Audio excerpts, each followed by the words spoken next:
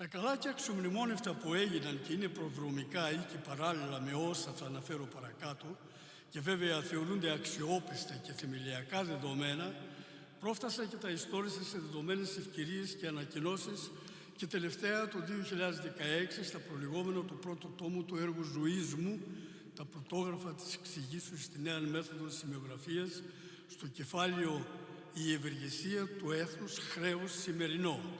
Οι επιμέρους και αξιοχρέως γραμμένες παράγραφοι εκεί είναι: πρώτη, ο ζήλος των Ελλήνων μουσικολόγων, Κωνσταντίνος Ψάχος, Σίμων Καράς, Διονύσιος Ψαριανός.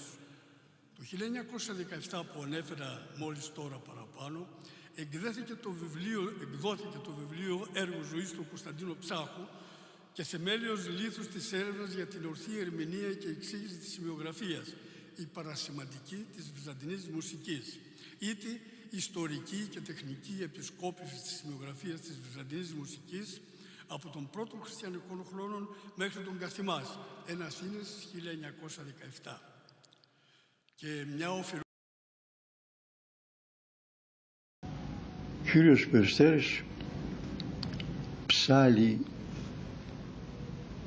κατά μητροφωνίαν, κατά τους Βυζαντινούς και παραλλαγήν, δεν ψάλλει κατά μέλος, διότι ο δάσκαλος για τον οποίο υπερηφανεύεται Κωνσταντίνος Ψάχος, αείμνηστος, ή το θεωρητικός, δεν είναι το ψάλτης. Ούτε στην Κωνσταντινούπολη επιχείρησε να ψάλει και όπου θέλησε η Εκκλησία να τον επιβάλλει, πήγανε επίτροπε, θέλετε να τον πληρώνουμε, να τον πληρώνουμε, αλλά να τον ακούμε όχι. Αλλά και στην Αθήνα που ήρθε νεότατος τότε, δεν ανέβηκε σε στασίδι, και όχι μόνο.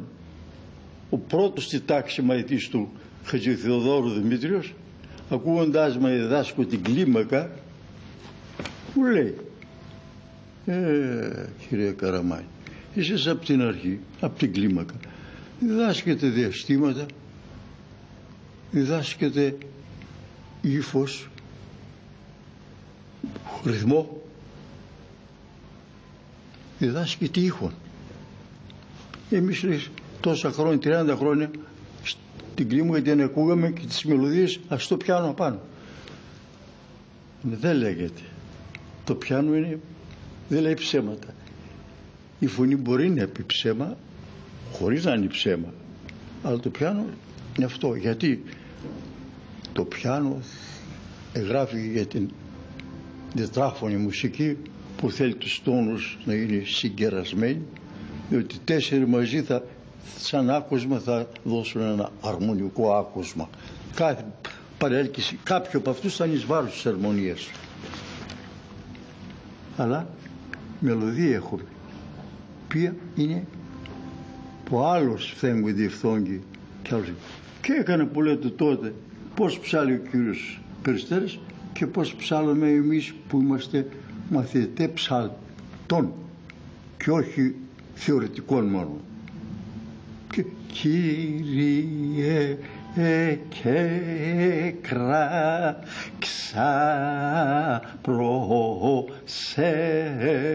έτσι ψάλλει ο κύριος σήμερα Μακαρίτης. Ο Καραμάνης το ίδιο πράγμα λέει: Κύριε και ξαπρώσε.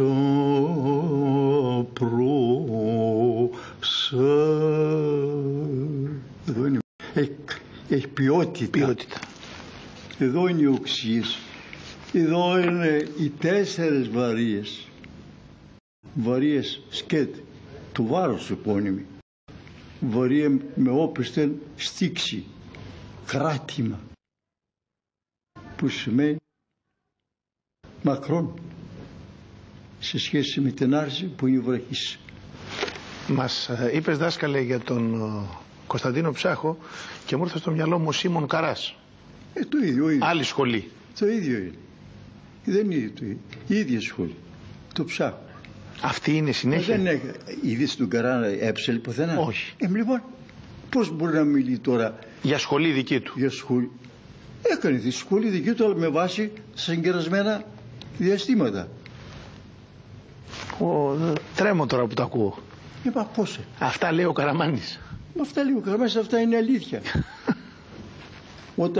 Όταν δεν κατάλαβε ότι ο βαρύς είναι βαρύς δια το χθαμαλών του τόνου και το βαρύ του μέλους, ότι ο λέγετος είναι βαρύς και του βάρους επώνυμος δια το χθαμαλών του τόνου και το βαρύ του μέλους, και λέει ο Μακαρίτης τώρα, Καρά, τι βαρύς το δεσπότη κύριε, μάλλον λέγετος είναι. Λέγω στον κύριο Λικούργο Αγγελόπουλο, τον οποίο αγαπώ και εκτιμώ για τη δραστηριότητά του. Δεν είναι σημασία τι υποστηρίζει. Του είπα όμως, αν δεν έλεγε μάλλον λέγετος είναι, θα πήγαινα να το πιάσει στο χέρι. Μπράβο, αυτό είναι.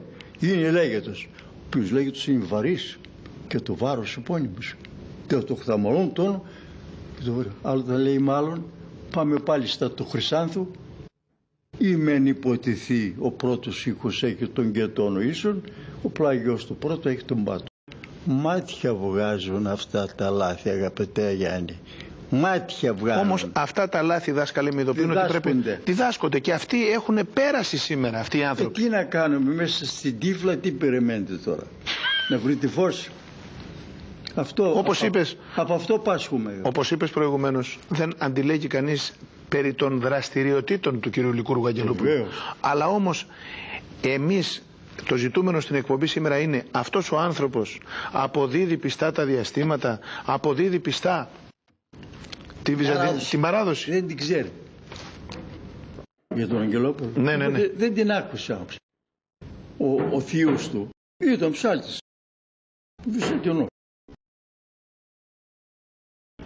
Λοιπόν, αλλά έψαλε σε διαστήματα συγκερασμένα.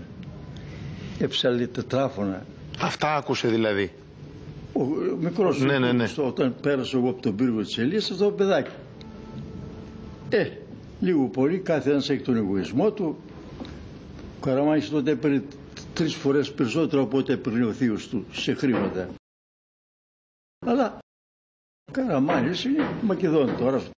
Και κάποτε είπα, σταθείτε όλοι, Μακεδονία είναι πνιγμένη από εσάς. Να κάνουμε ένα διάλειμμα, δάσκαλε. Βρήκατε, λέω, τώρα που πληρώνετε και σας στροχωρεί. Ένα διάλειμμα.